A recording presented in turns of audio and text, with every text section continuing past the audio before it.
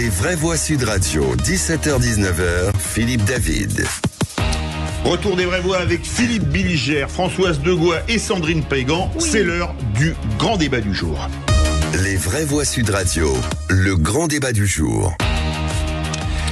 Michel Barnier avait promis de présenter cette semaine son gouvernement. La semaine est bien entamée puisque nous sommes mercredi et qu'il est pile 17h31 et toujours rien, pas de fumée blanche du côté de la rue de Varennes. Le Premier ministre vient même de reporter une réunion avec les députés macronistes. Il était censé négocier leur éventuelle entrée au gouvernement et trouver un accord tant sur les questions budgétaires que fiscales. Alors parlons vrai, croyez-vous à la formation d'un gouvernement d'ici dimanche? Et est-ce qu'en cas d'impossibilité, Macron ne devrait pas tirer les conséquences et démissionner? Et à cette question, former un gouvernement mission impossible, vous dites oui à 77%. Avec nous comme expert ce soir, Julien Arnaud, journaliste politique et histoire sur TF1 et chroniqueur dans l'émission Bonjour.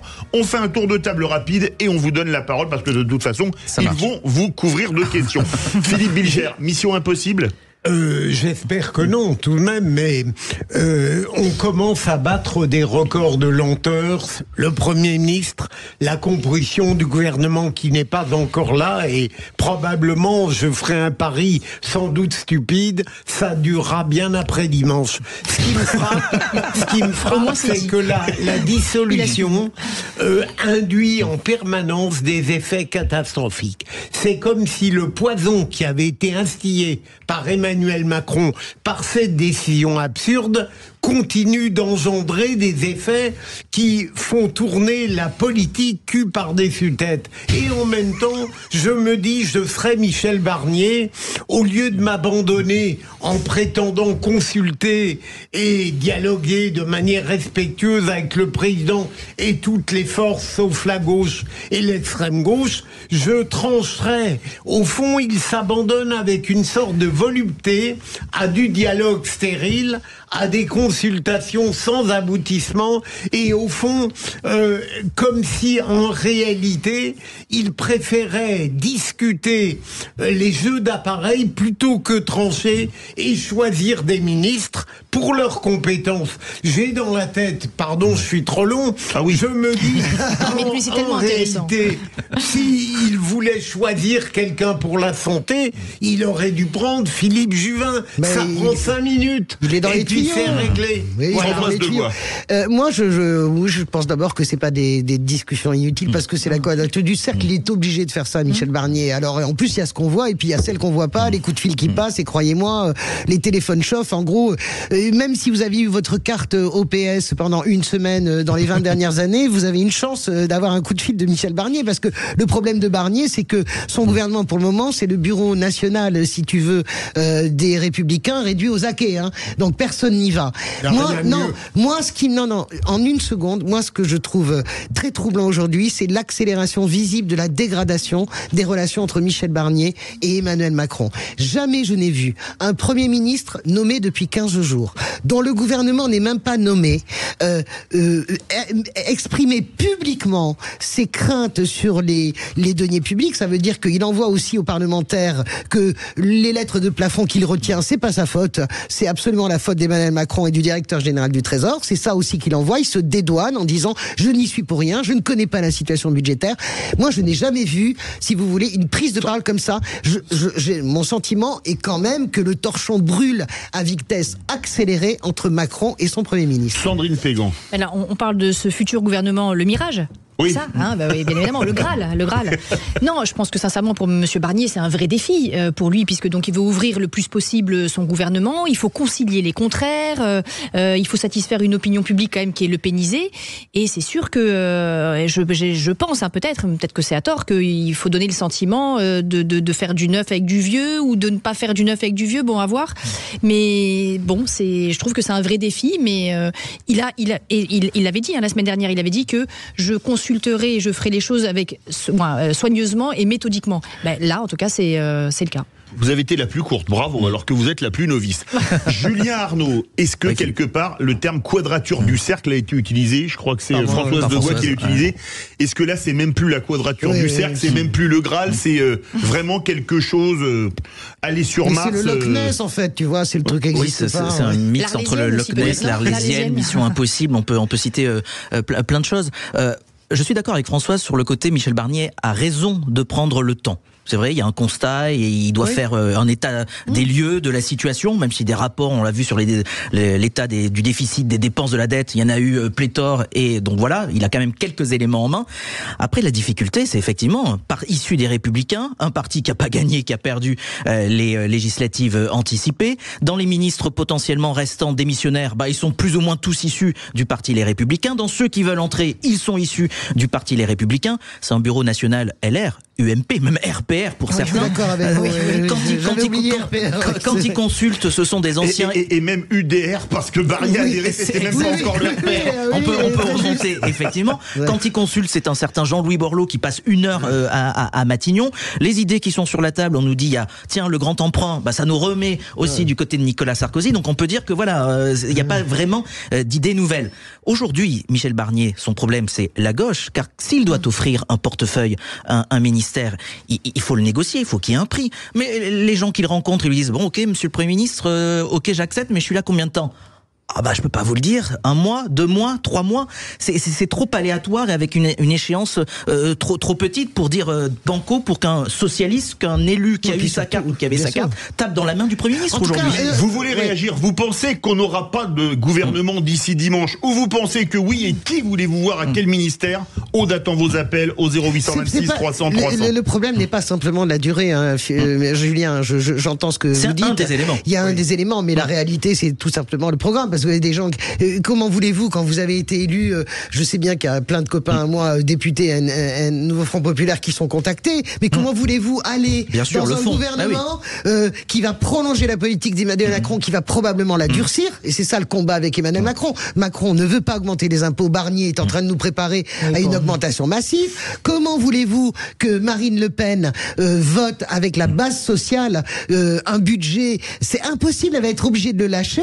Et la gauche ne peut pas aller dans un gouvernement qui est sous tutelle du Front National. Mais sans aller chercher midi à 14h, Françoise, un ministre démissionnaire des Transports, ancien maire de Dunkerque, socialiste, comment voulez-vous qu'il s'assoie à côté à la table du Conseil des ministres dans Laurent Wauquiez, par exemple? Ou avec Retailleau. C'est impossible. Oui, mais tout de même, Julien, là, je vais continuer dans une forme de naïveté qui n'est que trop naturelle en politique, mais est-ce qu'il n'est pas frappant de voir quelqu'un comme Charles de Courson, qui dit, on lui a proposé, il a dit non, et j'ai l'impression qu'à aucun moment dans ces gens qu'on a surestimés, tout de même, à aucun moment l'intérêt de la France ne vient au premier plan. Alors, je veux dire, un Charles de Courson pourrait tout de même, au lieu de dire qu'est-ce que je vais y faire, pourrait se dire, ministre, je tenterai de faire ce que je peux parce que l'intérêt du pays est en jeu. Est-ce que vous me jugez complètement naïf, mon cher Julien? Non, je vous juge pas naïf. Sur le papier, j'aurais tendance à dire, oui, vous avez raison, allons-y. Mais encore une fois, avec la réalité des faits, l'intérêt de la France, mais pourquoi faire à un moment donné? Certes, il peut dire, moi j'ai envie, j'ai peut-être toujours rêvé d'être ministre, mais pour l'intérêt de la France aussi, je veux y aller. Mais avec quelle échéance, quelle perspective et quelle marge de manœuvre je vais pouvoir avoir si Charles de Courson est à Bercy, par exemple? Sandrine Pégan. Julien, moi je me pose une question, parce que donc là, depuis tout à l'heure, on est en train de parler que c'est des députés démissionnaires qui finalement pourraient être à nouveau nommés, etc. Ouais. Donc pourquoi faire du neuf avec du vieux? Est-ce que le gouvernement, c'est une question que je me pose, pourrait pas être ouvert à des personnalités qui seraient issues de la société civile? Pourquoi repartir encore sur le monde politique? Mais est-ce que ça serait possible? C'est possible, et je pense que c'est ce que cherche aussi Michel Barnier. La réponse est toujours la même, difficulté de faire venir. Si vous êtes de la société civile, et on l'a vu chez les députés, simplement, si vous êtes dans une grande entreprise, si vous avez une fonction, vous dites je pars pour 1 mois, 2 mois, et je sais pas après si je vais pouvoir retrouver ce job. Oui, mais on et pour combien de temps? Pour les valeurs de la République. Ça rejoint ce que disait Philippe, effectivement, l'intérêt de la France, mais certains se disent non, parce que je sais pas ce que je vais pouvoir faire. Je vais compléter par le fait que la société civile, c'est toujours le fantasme et le serpent de mer. La réalité, c'est que la société civile échoue toujours, que ce soit les ministres de grands exercices de la société civile ou les députés, on l'a vu avec la majorité Macron sur le premier quinquennat. Et ce moment politique appelle des tempéraments forts et appelle aussi, c'est pas sale d'être un professionnel de la politique. Non, bien sûr. C'est pas sale, c'est pas un mauvais mot, pas plus être un idéologue qu'un professionnel de la politique. Ce gouvernement appelle des tempéraments forts et qui savent faire pitié, pas de société civile, que vous cramez comme ce pauvre. Qui savent faire, on voit aussi mais non, mais qui malheureusement savent ça part cramer comme on a cramé ce pauvre ministre de l'Éducation nationale qui a fini sous les vasistas. Non mais lui, pardon, mais tous, il pas de charisme. Mais tu les prends tous de la société civile, à part Christine Lagarde, il n'y a pas un qui a réussi. On part au 0826 300 300. Bonsoir Julien. Bonsoir. Alors, vous avez des questions, une remarque pour votre homonyme d'ailleurs, Julien Arnaud. Et je vous demande, allez-y, réagissez en étant, s'il vous plaît, moins naïf que Philippe Bilger. Qui fait semblant d'être naïf. Je pense qu'effectivement, il a raison. C'est que là, le gouvernement Barnier commence très très mal, puisqu'il commence avec une patate chaude de 30 milliards de dollars de dette. C'est impossible de reprendre quelque chose de manière saine. Avec un départ pareil. Moi, je pense qu'il faudrait prendre tous les responsables signataires de toutes ces dettes et les envoyer directement dans les pays concernés par les dettes en question et leur dire voilà la personne responsable des dettes, débrouillez-vous avec cette personne. Nous, le peuple français n'est pas responsable de ces dettes. Alors, vrai sujet, est-ce que ça, c'est pas le nœud gordien? Certaines rumeurs disent que Emmanuel Macron a dissous. Il en avait parlé à son père 2 mois auparavant. C'est une indiscrétion qu'on a eue au début de l'été, enfin au milieu de l'été, en juillet, parce que le budget 2025 était radicalement infaisable, Julien Arnaud. C'est le sujet aujourd'hui. Mais dans ces cas-là, fallait laisser le Rassemblement national gagner. Il était atomisé au bout de 2 mois. C'est pour ça, moi, je pense qu'il a voulu refiler le budget pourri au Rassemblement national. Le problème, c'est que ça s'est pas passé comme il avait. Ça s'est pas passé comme il avait espéré, comme il avait envisagé. Mais c'est un vrai sujet. On vous sort toujours la date de 1974, dernier budget en équilibre avec Valéry Giscard d'Estaing. Très bien. Les augmentations, le creusement du déficit de la dette, il suffit de regarder, c'est pas seulement la gauche, il suffit de reprendre, vous diffusiez tout à l'heure François Fillon, en 2011, à la quasi fin du quinquennat de Nicolas Sarkozy, François Fillon, c'était ça, il y avait de l'argent, il y avait de la dette. Eu la crise de 2008 aussi. Il y a eu la crise de 2008, bien évidemment, mais il y avait un état des finances qui n'était pas forcément le plus beau et le plus simple. Donc il y a un vrai sujet, que faire? Moi j'attends de voir ce que vont faire les LR, c'est très intéressant parce que souvenez-vous, ce sont eux qui avaient dit on verra à l'automne si on dépose une motion sur le budget, la question du budget. Aujourd'hui, ce sont eux qui vont être aux manettes avec à Matignon et un certain nombre de ministres. Qu'est-ce qui va être fait? Soyons clairs quand même sur le budget. Je redis, il est possible aussi que Michel Barnier, c'est la petite musique qui monte depuis hier soir d'ailleurs. Michel Barnier peut aussi décider à un moment donné nous faire une Chirac 25 août 76.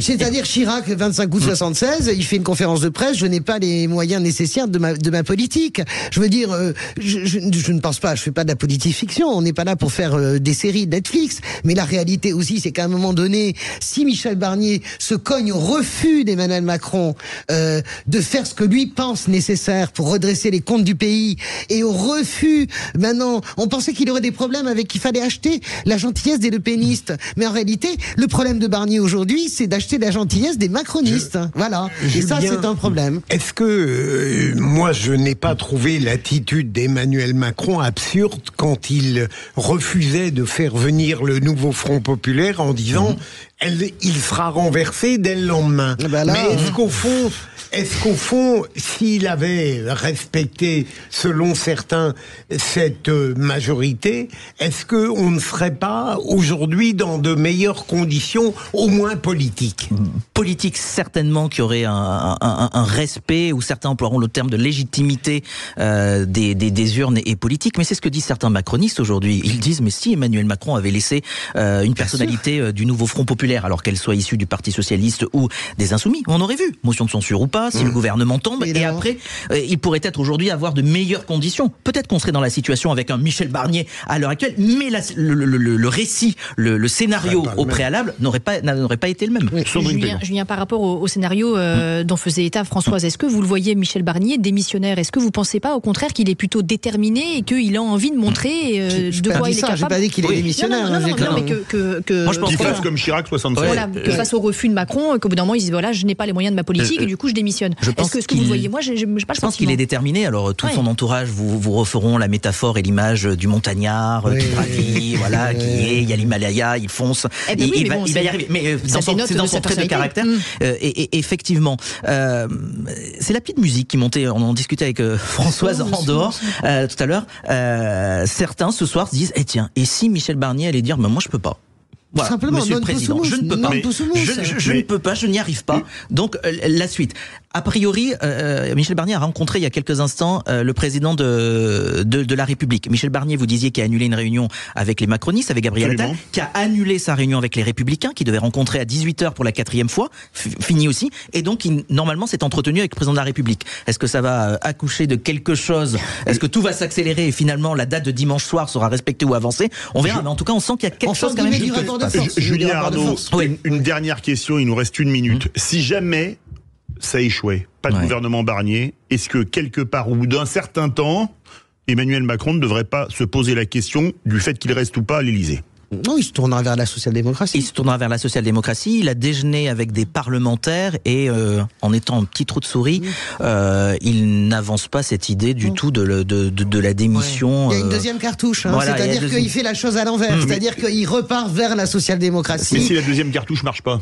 Ben, c'est-à-dire que comme il est en train de passer à l'attendrisseur, forcément que la troisième cartouche c'est lui, donc je pense que paradoxalement, je pense que Matignon 2 serait plus facile que Matignon 1, en fait. Non, je sais pas, Julien, ce que t'en penses. Oui, je suis d'accord avec Françoise.